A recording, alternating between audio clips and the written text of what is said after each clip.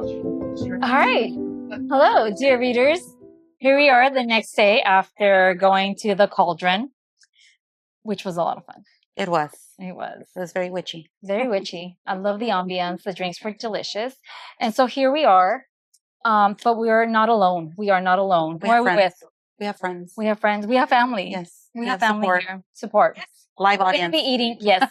We're actually doing this live. Well, we always do it live, right? Yes. But we have family here, and some of them didn't even know we had a podcast. Yes. I forgot to tell them. It was nice for them. See? But they're going to be doing stuff with Richard, and he's going to be entertaining while we talk about the first witch of Boston. So welcome to the Two Yes. Gals and a Book podcast.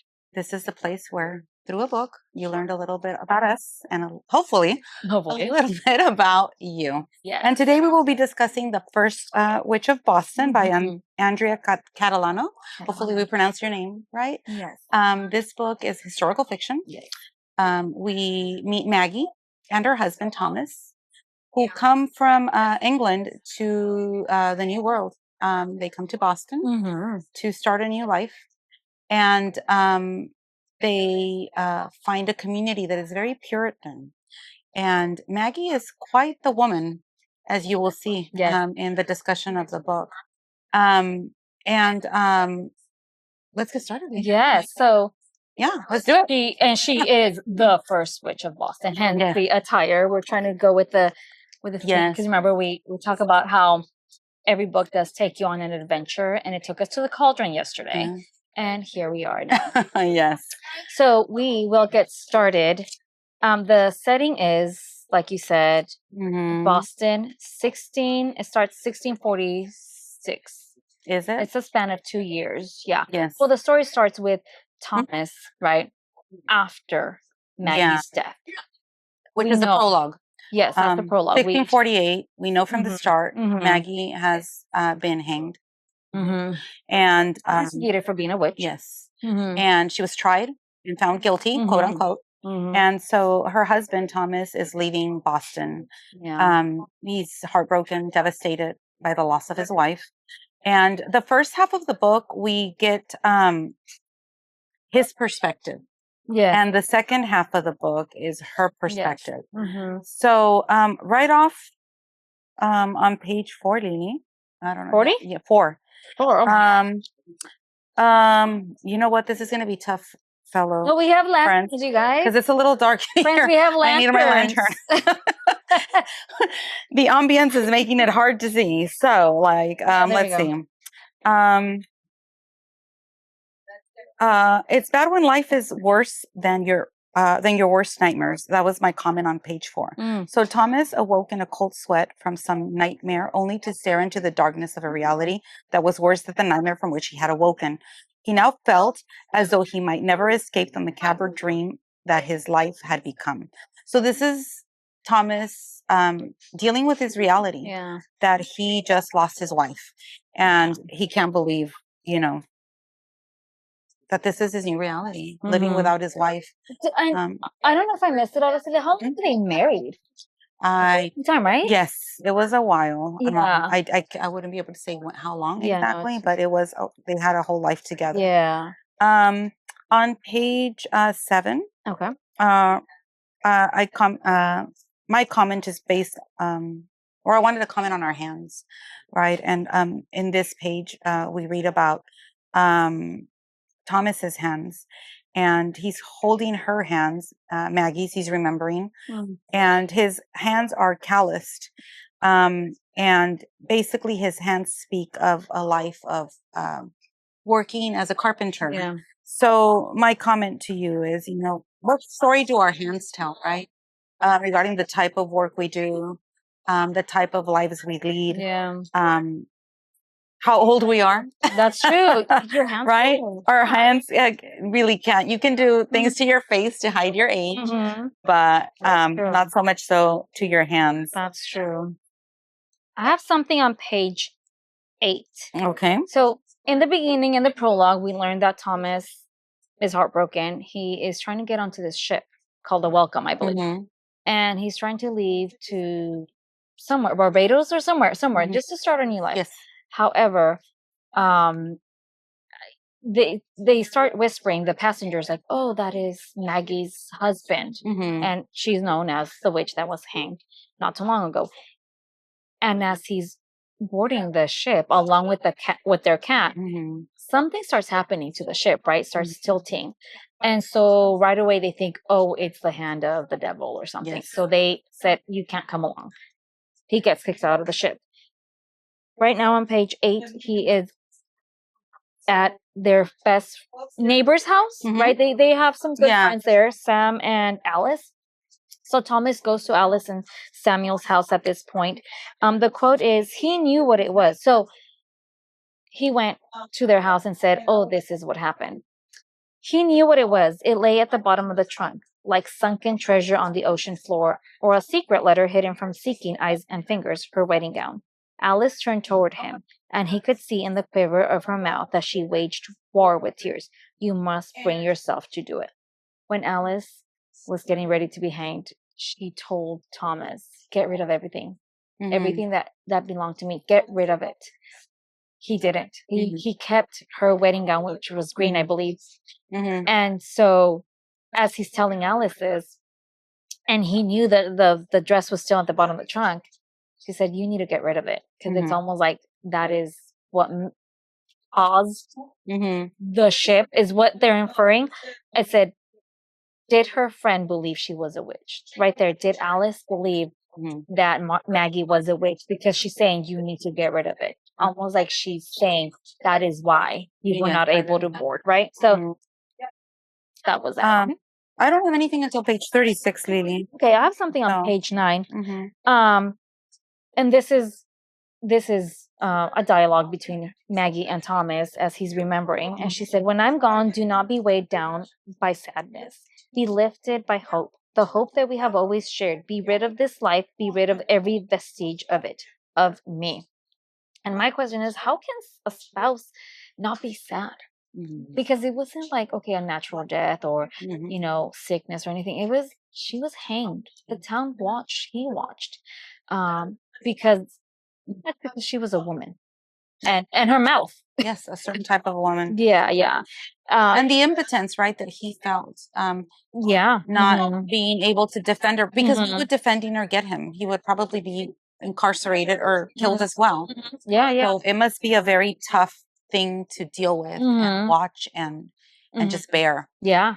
And I just wrote, he didn't do what she asked because he kept her wedding gown. And I don't think he believed, like, oh, nothing's going to happen if I keep something of hers.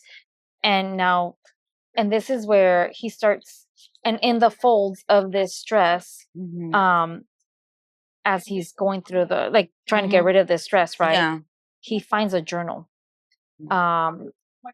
He finds a journal in the folds of the gown, and that is where we go back 2 years before. And that's where the story starts of how their life was when they were in Boston. So this is a journal that, it could have been the journal. Yeah. Because he didn't get rid of that either. He didn't know about it, actually, to be fair. Yeah. So I have something on page 12. Suddenly, because he ran his fingers over the words absently, then in awe, realizing that this book, diary, or journal of hers was one of the last secret corners of her heart that he could know intimately. Suddenly, anxiety like a cold wind found its way inside him. What if the book contained something? Some awful revelation that would shatter what had been so very good. Did this benign, leather-bound missive actually hold some darkness, some evil, so much so that it had the power to tip a loaded vessel in the harbor? His heart raced. Was this the proof that his Maggie had indeed entertained Satan? Did it contain some sinister knowledge, cunning spells? Could this book be the undoing of all he held most dear? He was conflicted, like, what if he didn't know his wife? And the crazy thing is that the society that he was living in totally gaslit him into actually making them second guess his wife's, so-called abilities. I commented somewhere, I'll get it later. Somewhere later on, what you read just reminded me. Correlation is not causation necessarily. But here, everybody's saying she's a witch. So he's starting to think that maybe she was. And we'll see what evidence Yeah. they accumulate against her, and what things she does that are making this society make these accusations. Yeah, and it's only a leather-bound journal, but his mind is taking it somewhere else, right? Like, could she be hiding her spells in this journal? I mean, and honestly, one of the things that we will, I mean, I was going to say at the end, but I'm going to say it now. Like, I mean, if we were judged based on the things that Maggie did back then, we would. I mean, that's why we have our hats. Yeah. We are witches. Yes, by their definition. Yes, we are witches. We are witches. We're educated and outspoken. Yes. Soldierless. Yes. Like Maggie. Yes. So we will get to know her as the book goes on. So I have something on what page? I don't even know what page is it. I'm on 36. 25. Chapter 2. So April 10th, 1646, 2 years back, before she was hanged. And the nice thing about the book is the font changes depending on her writing. So we know this is a journal entry. It says, I would be daft. Let me see. I would be daft were I to reveal the depths of the knowledge handed down to me. Grandmom had freely practiced physic as well as dealt in magic potions and tinctures, things said to manifest whatever it was one desired. And she talks about how there was a young widow in their town that came to her and asked her for some kind of potion or tincture to pretty much cast a spell on a man, right? To seduce a man. And she told her, like, I don't do that. That's not what I do. But then she says, I would be daft, right? She didn't tell her, but these are her thoughts. I would be daft if I told her pretty much that she knew about that kind of stuff because her grandmother practiced that. So she is knowledgeable of it, please. Thank you. It says at this point, she isn't practicing witchcraft openly, but has knowledge that others might call witchcraft. So what others call witchcraft, that's what she knows because that was passed down to her from her grandmother. But she's not saying it. She knows where she came from. Or she knows, and we'll know that they left London for that reason. Well, I mean, and let's go back to the original story of Adam and Eve, right? Eve took the apple or whatever, for the fruit is debatable. But the point is she took fruit from the tree of knowledge. Knowledge is associated with, Satan. Sin and Satan. And the more knowledge these women have, the more suspicious they they become. Yeah. And then on page 29, we do find out why they left London, because Thomas does remind her, woman, keep your mouth shut. Yes, he keeps trying to tell her, woman, stop. This is what they're saying about you. Stop saying stuff like that. Remember, we came from London because Maggie sold a tincture. I think that's like some kind of potion or something to a Lady Wembley to cure her melancholy. And that's why right now, that's all we know. They left London because she sold something to a lady there. A powerful woman. Yeah. And they could have gotten into trouble for that. So they panicked and left. Yeah. So, and we will find out more about this later. Yeah, we will find out exactly what happened. But Thomas reminds her, like, remember what happened. We are here because of that. Because she wants to go back. Yeah. She wants to go back to London because she knows this place is. There's something else. It does not agree. They don't agree with her. She doesn't agree with them. Yes. And Thomas is just trying to keep the peace. Yes. They're having a really hard time. Finding friends, fitting in. Yeah. And the irony is that people don't embrace them. Yeah. But at the same time, they seek them out. They want her help when they're sick. Yeah. They want her services as a midwife. They want his, because he's a carpenter. So they seek him out for that. So they're rejected, but they're also sought out. They're needed, yeah. And on page 30, she's saying, let's go back. I want to go back. And he says, oh, Maggie, power resides in gold and gold resides in power. It matters not who sits on the throne or who controls it, who controls Parliament. This is the way it always has been and the way it will always be. And she wants to go back to London, and she's not calling herself a witch. Society is. Right now we know people are talking. They're saying things. Yeah. But she's not a witch. Other people are calling her that. Yeah, that's all I got about that. So 36. I don't know if you have something before that. I have quite a lot. Yes. 36. Oh yeah, you can go. I have something on 37. So on page 36, and these are the little things that she does that add up to these accusations, right? So she decides to do something as simple as feeding some strawberries to a prisoner. And so she is accused of, doing something inappropriate. And she's like, wait, he who is without sin may cast the first stone. We are all sinners. They call her a cunning woman. And at that time, that is a slur. And she continuously corrects them. She's like, I'm a midwife and an apothecary.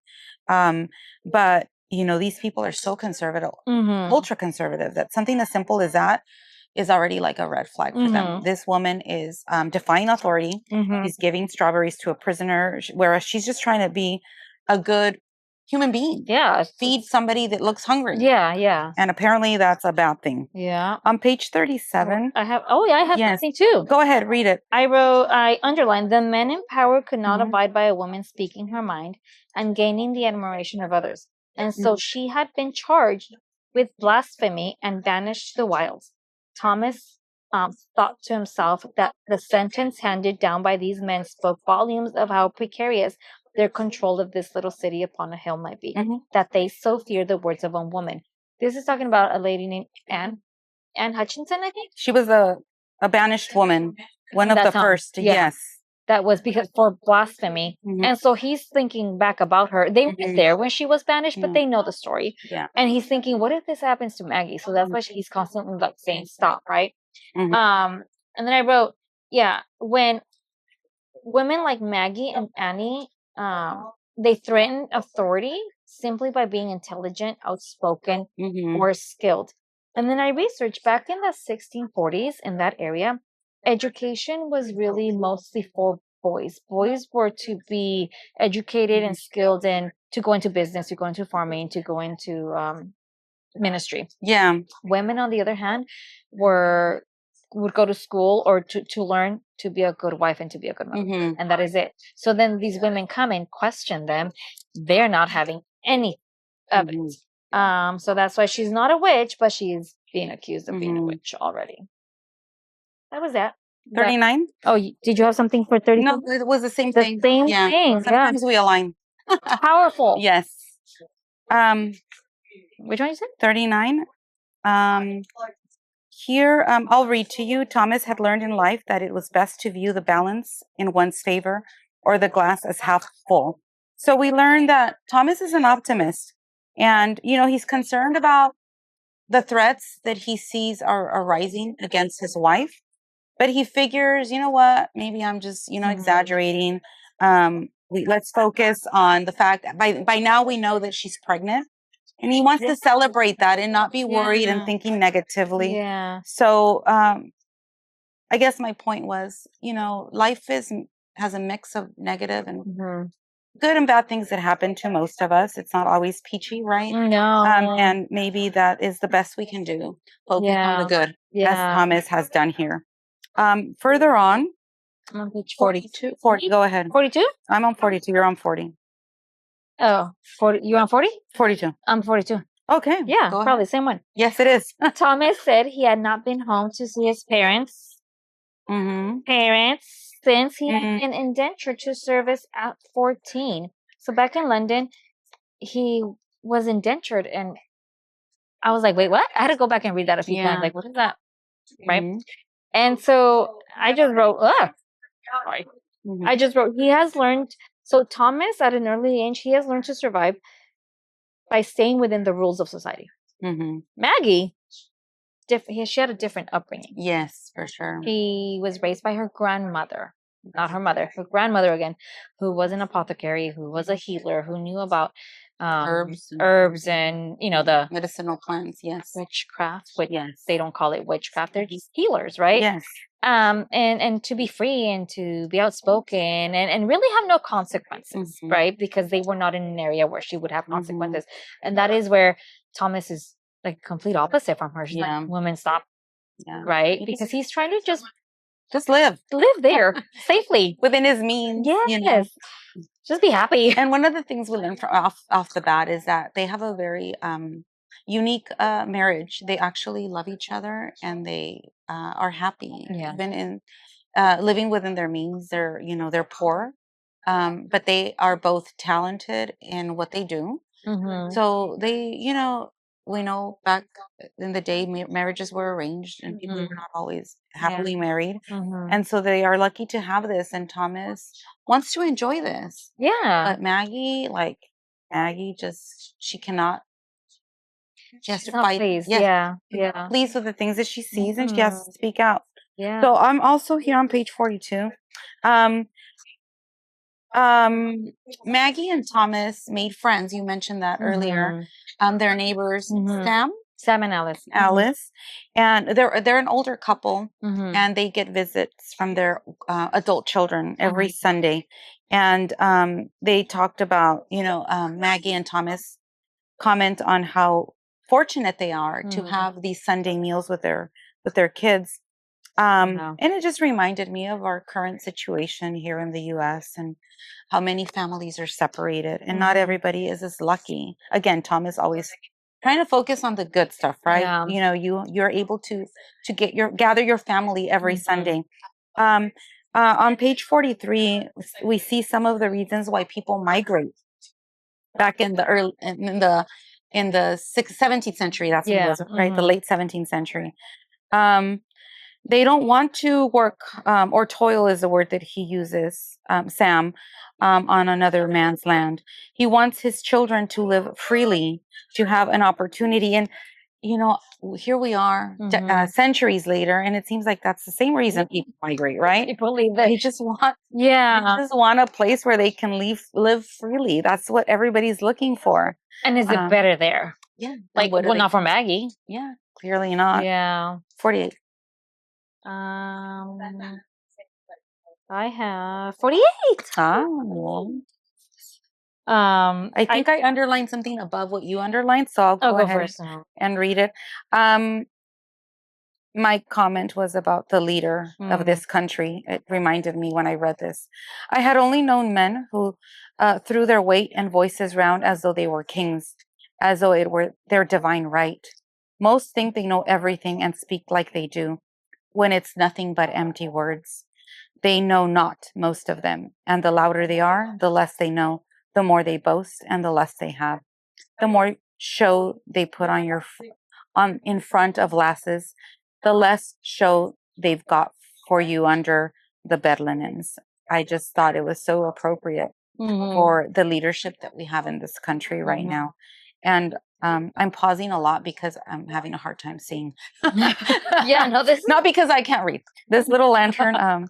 How did they read back in the day with their little candles? It must have been really hard on their side. Hard, yeah. And these are battery operated. Or maybe they just read in the daylight. Who knows? Or had better candles and lanterns. Yeah. But go on, Lily. We're still on page 48, right? Mine, I think, mine just says her bold talk could be infuriating. So that's again Thomas getting upset because of Maggie's mouth.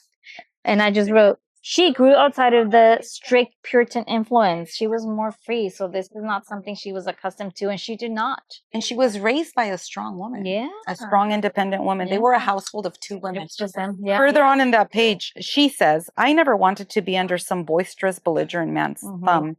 He said, I wanted a man who had enough faith in his own worth, his strength, and his mind, that he had no need to put on some absurd stage drama. So, this is the kind of relationship that she's looking for. Yeah. And she feels very blessed to have found it in Thomas. Let's move along. You mentioned, I have page 62. Oh, okay. Yes? No? Yes. Here again, we learn of the reason why they left London. At the end of the page, they tell us that Maggie had been accused of aiding in the murder of Lord Wembley, simply because she had given mad Lady Wembley a tincture of St. John's wort. A woman skilled in herbals and physic was always a woman both admired and feared. So even though it was the lady who gave this trinket to her husband. Tincture. Or trinket, I don't know. I can't see. So even though it was the wife because she was she was a lady. Ultimately, the one that was gonna be blamed was Maggie. So they tried to get ahead of the problem, and they ran for it and left London for America. Otherwise, she probably would have been thrown there. Yes, right. And now we know why they left. Yeah, 69. Yes. No. Yes. Here we on this page they talk about women giving birth, women in labor, and this is Thomas or maybe Sam talking about how much work it is to have a child. Let's see, where is it? Knowing at what his wife had labored for the past day, he would not protest. So I guess what I was trying to say is that these men, even though they lived back in the 17th century, are aware and empathize with the women and how hard it is for them to have children, and they were considerate. They were definitely very special men, Sam and Tom. Not your typical man. No, sure. And I don't know if you mentioned it, but Maggie was also a midwife. Yes, we did. We did mention it. Yeah, yes. Yeah. So she would be called upon also. Page 86. No, I have yes, but before you go there, so remember we talked about that widow, the young widow. Oh yes. And Maggie's not feeling her. She's like feeling very anxious having her around because she knows there's something else. A bad vibe with that woman. There's something bad about her. And she actually does come to, I don't know, the garage or whatever it is that the workshop. Thomas has like a, because he's away from the house. And she goes to see him and very like seductive. And I love how Thomas calls her a daft cow. Yes. He thinks. I don't think he calls her directly to his face, but because she's coming very, very seductively, asking for a bed. She needs a bed, a big bed for her house. So we passed that part, and then there's a part that says, let's see, another journal entry from the year following year from Maggie. My grandmom swore that Rue would protect against the evil eye. And I do like my grandma, taking sage-infused oil and rubbing her over Bess's forehead. Oh, and I do like my grandma. Sage-infused oil and rubbing her over Bess's forehead. And I recite the old chant. Lord, let this keep my sweet Bess safe from harm. They have a baby. Her name's Elizabeth. They call her Bess. But she's feeling ill, the little baby. She's not even a year old, right? It was not an easy birth. Not easy labor. Not easy for her, no. And so she's putting something on her, and she's talking about how what my question is, does believing in superstition make you a witch? Because she was following what her grandmom would do, right? And it's a superstition, right? To protect from the evil eye, that you have hanging out. Yes, the evil eye. So we grew up with superstition, right? Yeah. Does that make you a witch? Yeah. And that's something that I think we discussed before, right? How do we define a witch? We didn't actually Google it, but we need to see what the formal definition is of a witch. I think it depends on the times. Back then, yes. Now, not so much. Yeah. So not Alice. Maggie was born in a wrong time. 86? Yes. Oh, yes, 86. So on page 86, we see some of the accusations that are starting to be made against Maggie. And Sam and Thomas have a conversation about this. They're concerned. Maggie, not so much so she's just being Maggie. She's just being herself. She's speaking her mind. So one of them says, but when people cannot understand something, when they can't make sense of a thing, they always become fearful. People fear what they do not understand, you see. Further on, Alice has heard some of the other women of town say that Maggie has a tongue that works for Lucifer. And once the hens start making a ruckus, the cocks soon get involved in the frenzy. Further down the page, even if she can see into the hearts and minds of others, tell her to keep it to herself unless she is called upon to provide it. The zealots often make life dreary. And so she has almost like a sixth sense. She's able to read people. She's very intuitive on top of all the other things that she can do. Yeah. And that is seen as being connected to Lucifer. Yeah, like, yeah. Whereas, again, what Lily just said, right? Nowadays, it's just, we're more connected to people. It doesn't necessarily mean you're a witch. 104. Oh, well, I actually had that, and I feel Yeah. like that's the theme of the story, the book. People fear what they don't understand. And I just wrote ignorant.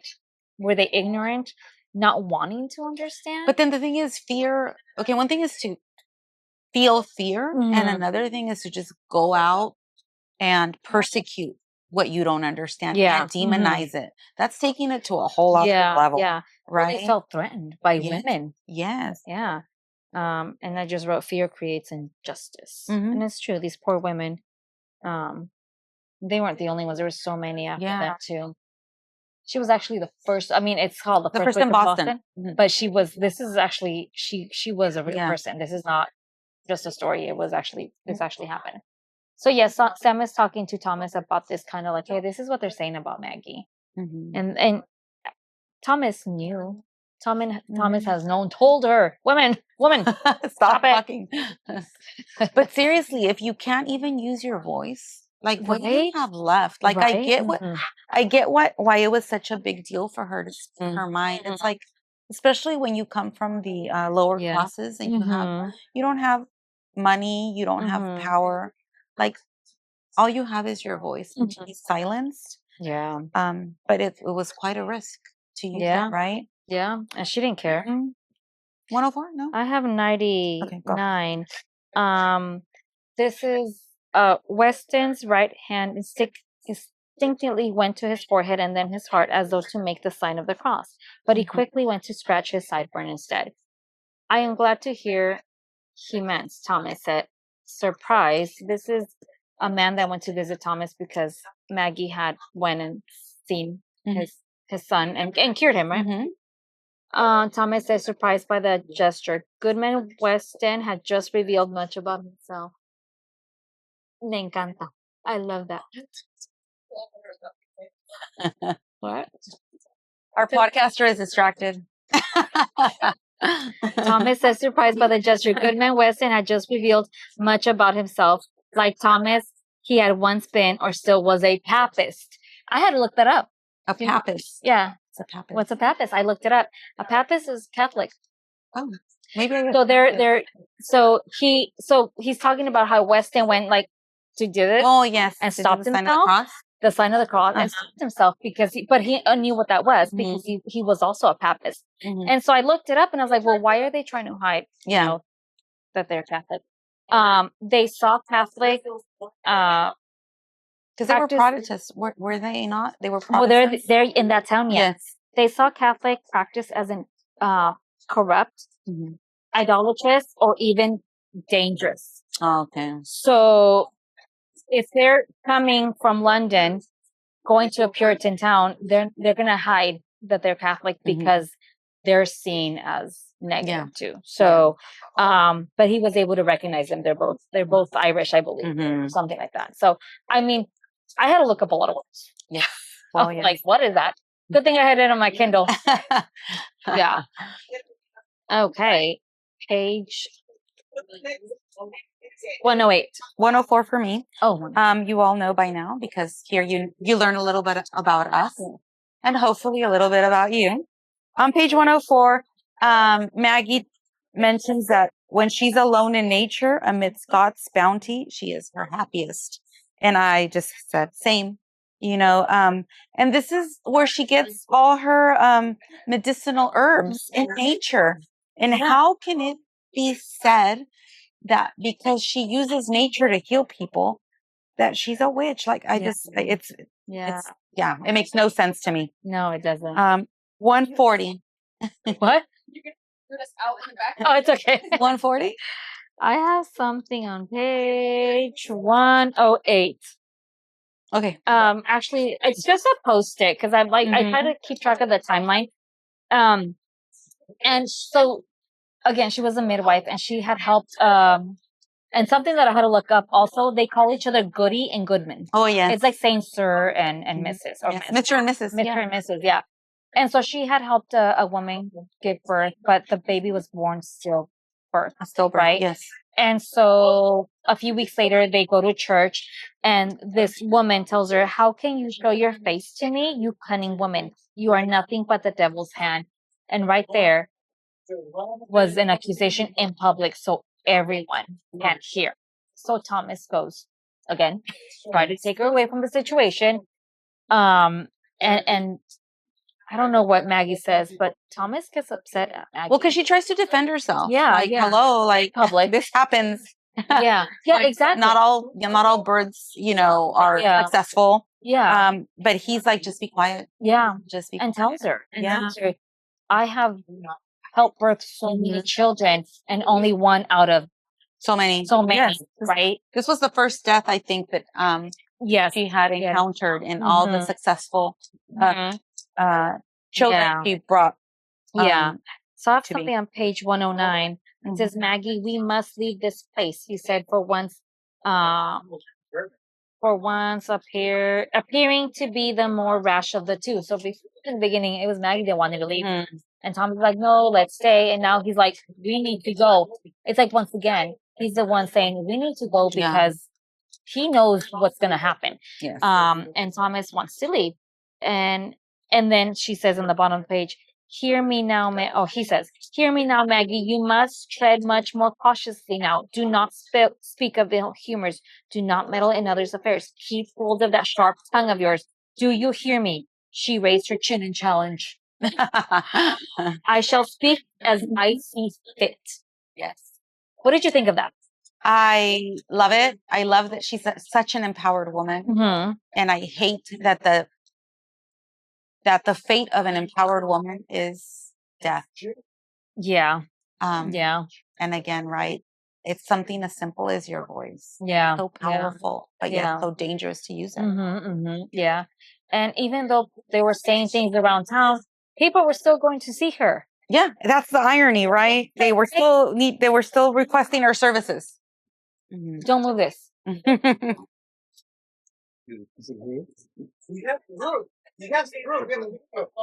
Oh, this is me. Okay. Maybe he'll let it out. Maybe he won't. I'm just speaking with my hands. Yes. Is what I do. Stop it, woman. You're being Thomas. You're being Thomas. I have to move it. Sorry if we made you dizzy, dear viewer. Okay, move along, Lily. Recover your thoughts. I shall speak as I see fit. Yes, so I was asking, like, yes. Wow, that she was like, nope, I'm gonna do it. And after that, they were upset with each other. They were upset. Oh yeah, there was they got like the silent treatment for a while. For weeks. It was sad because you know how much they love each other. And so once again, the widow Hallett comes. Yes, that woman is something else. She's not giving up, and she goes to Thomas to ask. This time, she asked for a dining table, and so he's like, I have a lot of work to do. I don't have time. And she's like trying to be like, once again, seductive. And he's like thinking death cow, right? Because I love the way he calls her a cow. Yeah, because he's like, I love my wife. Yes. Whether they're mad at each other or not, he still loves his wife. He's still trying to be faithful. What do you have after that? 140. Okay, so I'm on page 123. So she is summoned. Oh, he goes right to his house. I don't know if someone goes to go get him. He goes to her house, to Widow Hallett's house, to measure this table or something.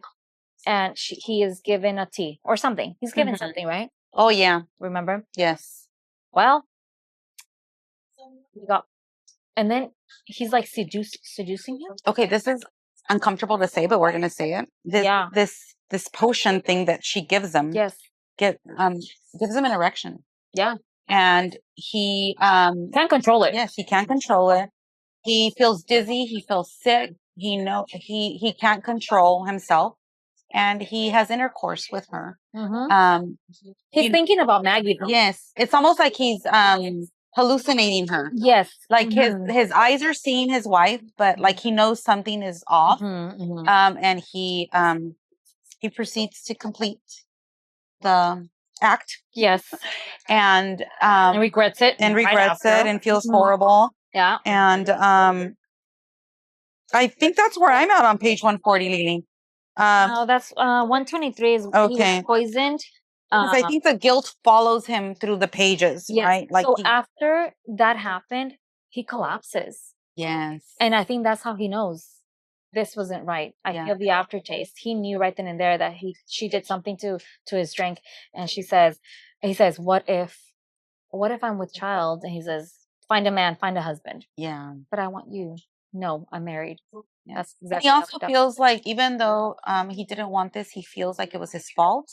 Yes. That he wasn't careful enough. He was too trusting. Mm-hmm. He put himself in that situation. Mm-hmm. And it just reminds me, right, of all these people that are taken advantage of. Mm-hmm. Women that are sexually abused, raped. And, you know, we see a male. It's happening to a man here.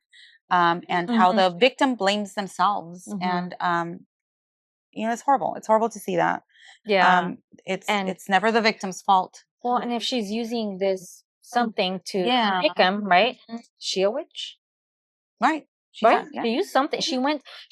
Remember she went in the beginning to Maggie to get this, and Maggie said, "No, I don't do that." So she obviously went to somebody else to get that, right? Again, Maggie feels uncomfortable when she went to go ask for this dining table. She feels like she did something. She did something to Bess. Because she touched her. The evil eye. The evil eye. She touched her cheek and put some kind of curse on her because she had been sick or crying for 2 straight days. Yes. And on page 132, Bess dies.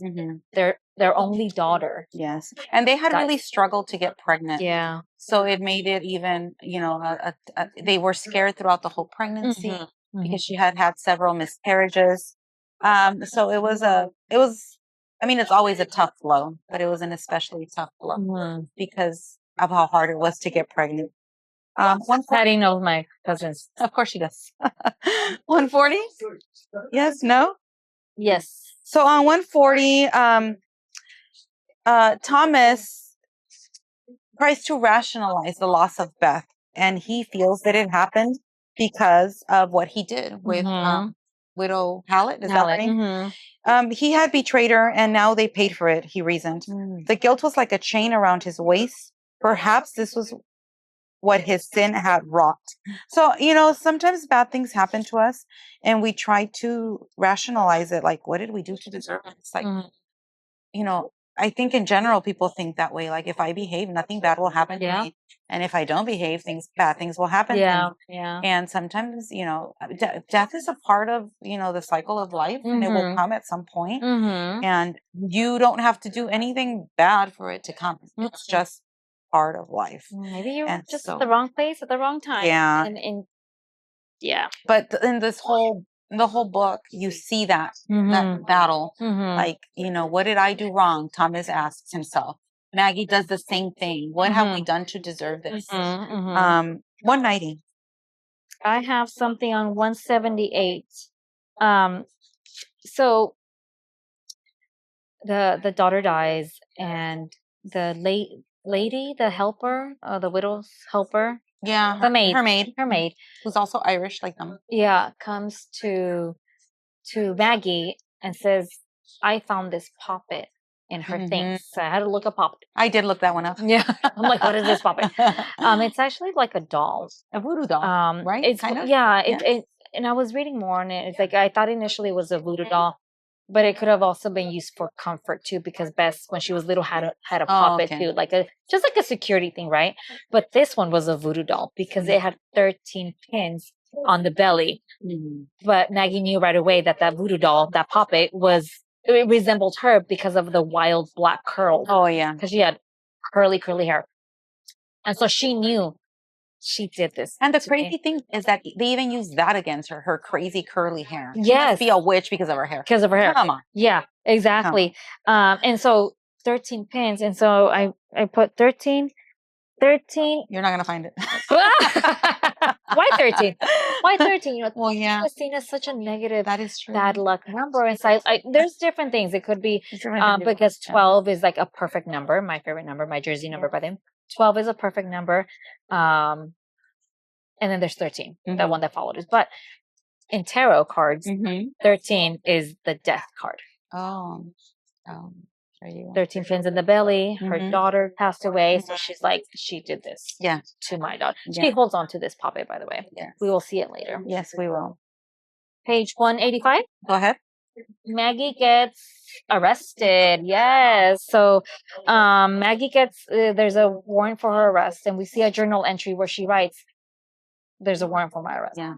She knows they're coming. Yeah, because of what happened in public, right? Because of what was said. So now it's like, okay, there's more people coming saying this about her, that about her. So there's more evidence, or accusations about her. So now she's arrested. Yeah. 190. Okay. So on 190, the same thing, same comment. When we try to rationalize the bad things that happened to us, this time it's Maggie. Trouble seemed to follow Maggie as though she paid for some great sin. And did she not say in her moments of reverie that she was a base sinner? So again, now it's Maggie trying to understand what it is that she did to deserve the death of her daughter, which we will see further on. She's never really, her grieving process is so different from Thomas's. Like she thinks, or she says that her daughter hasn't really left her.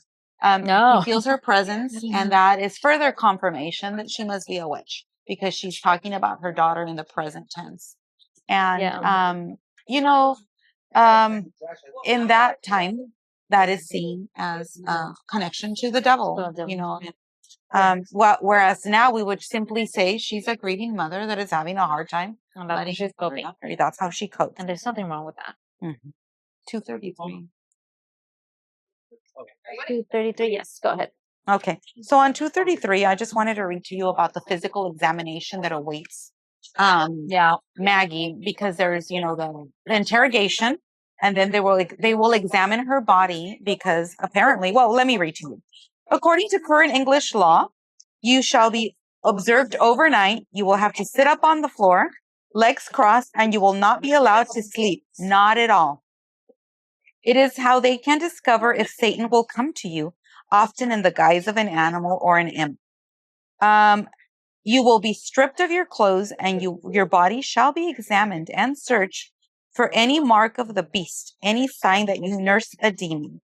Even your most intimate areas shall be searched. How humiliating! I know. And a mark, like it could be a mole, it could be anything. It could be anything. It's almost like they're like, they'll find whatever excuse. Yeah, exactly. And this is after, like you said, interrogation. This is after people from the town who she healed. Oh, let me give you a rundown. I actually wrote some of the cases, some of the people that testified against her. So let me refresh our memories. There was a boy with a cough that she healed, and she gave the child a potion, an ointment, whatever it was. And then she said something to the effect of, open the windows so the bad humors can leave. Yeah, the ill humors. Yes. And this was interpreted as the demon. So even though she saved this child, she's accused of being a witch for that. Because of what she said. Yes. Then there's an old man that had a urinary tract infection, and she was able to, whatever she did for him, he passed the stones. Yes, the stones. And so this man carried these stones with him. He was actually grateful to her, but the daughter said that she put the stones in him or something to that effect. So it ultimately, it was always her fault. Yeah. Then there was a young husband who couldn't satisfy, quote unquote, his young wife. And she gave him an ointment that helped him. But she ended up leaving anyway with another man. So that somehow was also her fault. Yep. Then there was the woman that had like several miscarriages. And again, somehow that was also her fault. And finally, there's a mother-in-law who accuses her, who was there when her grandchild was birthed. And Maggie made some comment like, oh, he looks like a Spaniard, Oh, yeah. And so eventually it was found out that this young woman ran away with a Spaniard and took her child with him. So Maggie must be a witch, because she knew. That this guy, where she was just saying he looks like a Spaniard. Yeah. Just an innocent opinion. comment. Yeah. And so this is the evidence gathered against her. These are the people that testified against her. And now she finds herself imprisoned and being examined by these women. By 3 women. Experts. Yeah. Witch hunters. Yes, witch hunters. And so now we find ourselves on page 244. Lina, unless you have something I have, no. Okay. So on page 244, we find out that Maggie was raped in her young years. It was horrible. I hate reading this in any book. I hate rape descriptions and scenes. So she is living, let's recall, with her grandmother. Yeah. She is an apprentice to her grandmother. And these men come asking grandmother for some kind of a potion or ointment that will make them manly. I don't know. I forget. Perform better? Perform better, yes. And so the younger guy seduces Maggie. Yeah. And she, she's a young girl. She's 15, right? 14, 15? He's like, yeah, come see me at the inn later. I have something for you. She doesn't really know what that is, but she goes because he's a handsome man. And he rapes her. And he then and then he brings in the older man that was with him, and he also rapes her. And she goes back home. Oh, and I wanted to read to you a couple of lines of her description, because her body is feeling things when he initially kisses her and hugs her, and she says that that she moans, and her body's feeling sensations that she has never felt before, and that she hungers for more, and she asks for more, but then she feels possessed, she says. But then it doesn't feel right. And she says, stop, it hurts. And he's like, no, this is what you wanted. And again, many times, this is how it starts. Yeah. And that's why the word no is so important in these situations. And men don't heed the no. Yeah. And they proceed. And so, yes, she goes back to grandma, and grandma, she doesn't even need to say anything. No, grandma knows. Grandma knows what happened to her, just gives her a hug and welcomes her back. And so clearly this marks Maggie for life, right? Well, the lack of trust. Yes. Well, yes. And the trauma that people carry. Yes. There's that's why it makes her like, you can't tell me to shut up. You can't tell me not to say anything. Because when I stayed quiet, this is what happened to me. Yes. Yes. So now I will speak my mind. And maybe that is why she is the Maggie that she is. She has nobody to defend her but herself. Yeah. 267? I have 254. Okay. So and on the trial, they're asking her, what is your name? And she says, oh no, I tell you that I am Margaret Drinkwater. That was my true name before I was married. And Magistrate Dudley looked, sorry, I can't. It's hard to see. Yeah. Magistrate Dudley looked as though someone had insulted his very honor. Do you mean to say that your true name is your maiden name? This is blasphemy. There is no name truer than your husband's, which you took when you were wed. Your maiden name ceases to exist. And she said, I raised my brows at him. Do you mean to say that I was nothing before my husband made me his wife? I was somebody, my own person. 'Twas love that persuaded me to become a wife. And that just speaks about her independence, right? Her defiance to these cultural norms. And I was like, okay, I can relate to this. Yes, I mean, women. Right? We're women. And you know what? I didn't change my name. Richard changed his name. So yeah, that's amazing. Yes, we admire Richard. Imagine that. He would have been hanged. Oh, yeah. For doing that. Right? Yes. Yeah. But I mean, the fact that she's there being accused and she's still not going to, she's like, nope. Well, and I like how she says, I was somebody before I took his name. Like, does that erase my identity? Yeah. Our names are important. Absolutely. Whether we change them or not. There's a lot that goes into it. So I guess I did not underline that, but I was very touched by that too, because as women, we do that. Page 267. Yeah, go ahead. So here they find the mark that they were looking for in Maggie. And she knew they were going to find it. She knew because she's smart. She's a cunning woman. And one of the things that stood out to me in this part was, she found humor in this situation. She says, often when I found myself in a quandary, I would seek out and find the humor because it were better than dwelling upon the misfortune of it. This had always come natural to me as it did in this moment. So she laughs it off. She's like, yeah, I'm not surprised you got. And I just think, humor is important. That's how we get through difficult situations. Yeah. So dear reader, do find humor in life. And she does laugh at them like in their face as many trials go on. Yeah. Like she's seen as crazy almost, like because she's just cackling away. Yeah, right? That also makes her witch. She's laughing. She's laughing at inappropriate moments. Yep. Chapter. It's insane. Yeah. 297. Oh, okay, go ahead.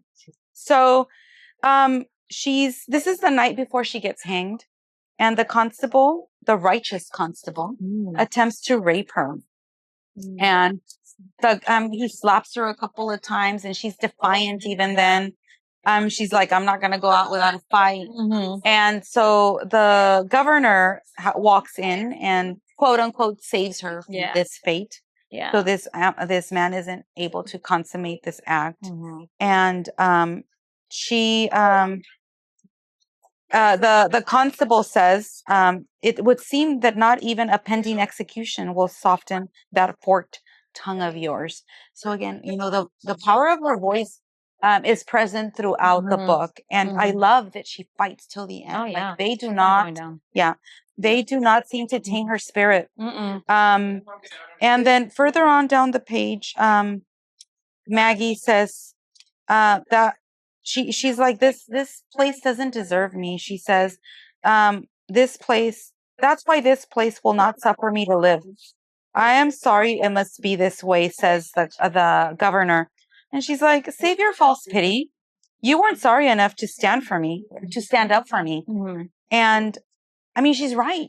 Like, there's so many people that don't speak up, that see injustices take place and just stay quiet. So it's just as powerful to stay silent, in my opinion, as it is to use your voice. Like, he watched and he allowed this to happen. It's like, don't come in here and try to show me sympathy because, when it mattered, you didn't. Yeah, because she had he was a client of hers. She was, yes. And she would go and she would give him whatever he would. And so he could speak of her character in a good way, but he never did. And that's why kind of watched. He just watched what had happened. Yeah. 311. Like, this one doesn't have a page number. Yes, go for it. So my question is, do we believe this? She says evil deeds come back times 3. Heard that? So yes, I've heard that, and in this book they do come back. And so my question to you, Lily, is, do we believe this? Like, everything you do, it comes back threefold? I think I'm going to have to start paying attention to not that I'm an evil person or do evil things, but I will be on the lookout. Right. To see if this is so. Like, where's the science behind it? Where's the evidence? Right, where's the evidence? Where do people get these ideas from? Or where do these sayings come from? 314. I have something on the following page. Okay. 313. It says, a tempest. So this is when she was already going to be hanged that morning. A tempest brewed over this land. Of course it did. For this land, this place at the edge of the world was about to execute a woman for the sin of being for being a woman who challenged the norms. That's really why she was going to be executed, for being a woman. So on the next page, my comment is, causation is not correlation.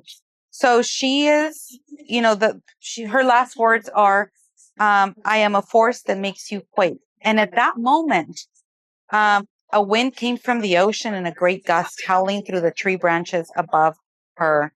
So this confirms the belief of the town that she was in fact a witch. Yeah. And, just because one thing happens after her death, it does not mean that she was a witch. It was just a windy day. Like, really, like, where do we draw the line when it comes to? Yeah. And then who are they going to blame after that? After her death, there were more women that were persecuted for this. I have one last posted, but I think you're going before me, Lily. It's the very last page. It's the very last page. So now, it ended. The book ended. She's hanged. Yeah. She's hanged. We know that. We can tell them, Lily, is that Thomas leaves. This is the plot twist that we didn't see coming, right? Thomas is reading her journals and a letter falls out and he's like, what is this? And so the letter is a confession of Maggie's, something that has been weighing her down all her life. And she never dared tell Thomas because she always felt that she didn't deserve this man. Yeah. And we find out that there was a product of this rape that she endured when she was 15. Her grandmother tried to give her a potion of some sort so that she would not end up pregnant, but she chose not to take it. And she did, in fact, become pregnant, and she had this child, but she opted to give this child to for adoption. To adoption. So she gave it to a family raised her. And so Thomas decides that she's going to go look. He's going to go look for this young lady. And I forget how a couple of years pass by before he actually finds her, right? Like 2, I think. Yes. Yeah. And she's already 25. Yeah. She's a grown woman, and it's so touching to see how she is described. He sees his Maggie in her. He sees his Bess in her. Mm-hmm. And he doesn't tell her this young lady, I forget her name, Constance. Yes. She knew she was adopted, but she thought her biological mother was dead. Mm-hmm. So he tells her, no, I knew her. I was married to her, and tells her the whole story. Doesn't tell her she was raped. And he finds out that she's led a difficult life as well. Mm-hmm. She's not treated like part of the family. She's treated like a servant girl. But he also admits that it's kind of weird to invite her to go live with him. Mm-hmm. So he gives her a coin, apparently a very valuable coin. Yeah, it's like a satchel or something. Yes. Coins, right? Because she says, here's this money, and, go find a husband, go live your life. Yeah. And so he leaves, and she catches up to him, and she joins him on his ship. And that is how the story ends. So it was a very bittersweet ending. Yeah. Because, the way this young lady came into existence wasn't, it was a rape. She was a product of a rape. Yeah. But she was also what gave Thomas hope. Yeah. And a purpose for living, which he was struggling to find. Yeah. For the past couple of years. Yeah. Well, because he moved out of there, right? He left Maryland or something like that, right? At the end, he calls her his daughter. He introduces her as his daughter. Yeah. Yeah. And I know you had something. So you read the author's note, and it gives you the facts. Yeah. It tells you that, there's very little that is known about the actual first witch of Boston. Yeah. Mm-hmm. There were some journals left, which is what she actually uses the journal on the second part of the book. Those were actually historical documents. Yeah. Mm-hmm. There was a Thomas, there was a Maggie, and she took, of course, much liberty in terms of writing the rest of the story. But go ahead. So really, I just have, there's a section that's called facts. Right? What page are you on? I think it's the same page as I need. Is it the last one? The last paragraph? They don't have, before acknowledgements? Yes. We're on the same page. It's the last paragraph. Yes. And I just felt like, great closes, great closure. It says, this is pretty much the author question. Yes. Was Margaret Jones a witch? I suppose that depends on what your definition of a witch might be. Was she a woman who had a wealth of knowledge on how to heal and use herbal medicines, knew how to assist women through their labors and see them safely delivered of their children? Did she intuitively understand her patients' ailments, their pain? Did she believe in the power found within nature? Most likely, yes. And she, unfortunately, at the time, on the edge of the world, such knowledge and skill in a woman were regarded suspiciously. She, as well as the thousands of other women and men who were tried and executed on charges of witchcraft and sorcery throughout the colonies and Europe, and those who are still persecuted on such charges around the world. Even to this day, all of them deserve vindication. And that is how it ends. And so my question to you, Lily, is, are we witches? Are we witches? I mean, based on this. What is the definition? Yes. Based on these, the Puritan most women are witches. Yes. Just because we speak our minds. It says now there's still people being persecuted for that. Yes. And how sad. And so that's how it ends. So I think one of the things that I learned is look at how far we've come as a society, as women, but we still have a lot of ground to cover. Absolutely. Yes. Absolutely. Here we are. But this has been our journey here. And so, so ends the story of the first witch of Boston. And, we want to tell you about our upcoming book. We're tackling 500 and some pages, friends. You might not hear from us for a while because we do have day jobs. Yes. So this book is All the Colors of the Dark. It's a murder mystery, and we haven't even started it. Yes. And we had it on our very long list. Yes. But we are reading this book for some friends in Florida. There's a book club over there that is hosted by a high school friend of mine, Olivia. So hopefully they will enjoy reading the book with us, and they will enjoy our discussion. Yes. And yes. First male author. Yes, he is the first male that we're discussing. That wasn't by design. We just were attracted to female writers. And so, yes, Chris Whitaker is our first male author that we are going to be discussing about. So, I'm sure you heard all that noise. So we're not going to have here. We have friends. We have family. Really, they're family, right? So Richard, do you want to show what the background noise? Yes. Until next time. Did Richard get our Post-its? I don't know. Did you get our Post-its, Richard? So that was it. They're having fun. They're eating, and we're going to go join them now. And until next time, make sure you like and subscribe. And give us any suggestions. Yes. And tell us what you think about the book, if you read it, or any thoughts on the actual topic. We'd love to hear. We hope you had a great Halloween. Yes. And Dia de los Muertos. Andrea Catalano, if you can hear this, thank you. Thank you for this.